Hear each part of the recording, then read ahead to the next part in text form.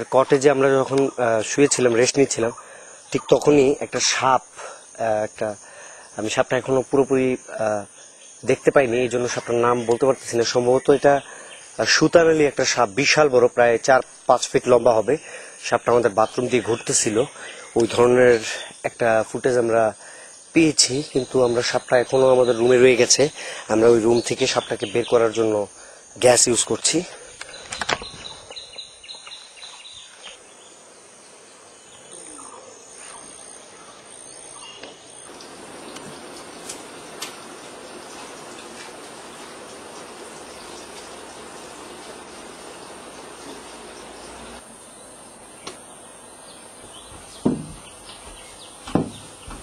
দাঁড়াও, যাইতেছে।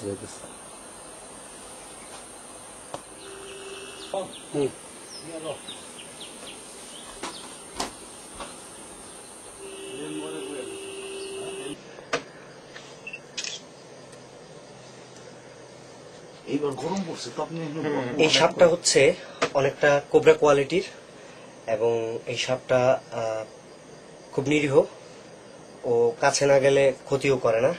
আপনারা খুব কাছ থেকে দেখতে পাচ্ছেন সাপটাকে। এবং সলম সারছে তো, মাথাটা থেকে এখনো সলম ছুড়ে নেই, পুরো দেখেন একটু সাদা সাদা। আমরা দৃশ্য দেখলাম, এটা খুব মানে আনবিলিভেবল। এরকম সাপ বাংলাদেশে আসলে আশা করাটা খুব দুষ্কর।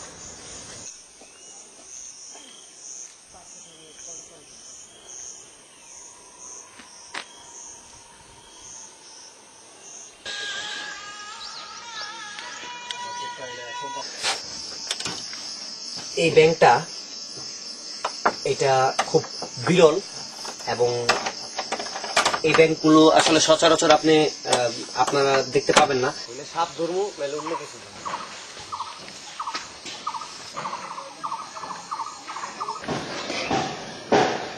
এটা এক ধরনের পাহাড়ি মাকড়সা। এটা তেমন কোনো ভয়ঙ্কর প্রাণী না, খুবই সুন্দর। এবং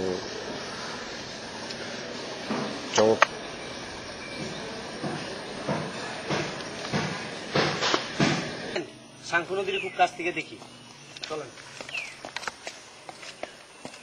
আর এই পথে যাওয়ার সময় যদি সাপ পরে দেখলাম, সমস্যা কি? আমরা এখান থেকে সোজা 1000 ফিট নিচে নেমে যাচ্ছি, তারপরে হয়তো আমরা শাঙ্খু নদীর শাখা পাবো। ওটা ধরে আমরা শাঙ্খু নদীর মূল শাঙ্খু নদীর দিকে যাওয়ার চেষ্টা করতেছি।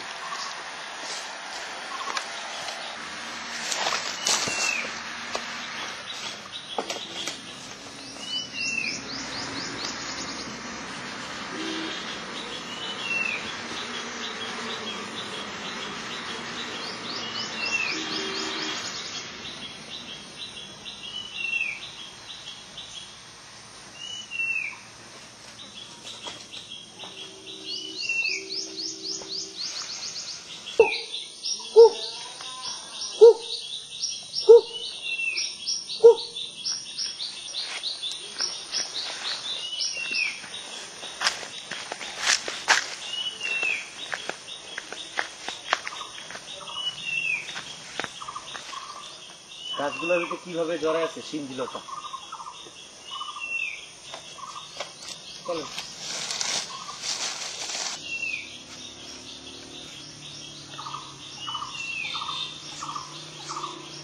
বিশাল বড় এক পাতা।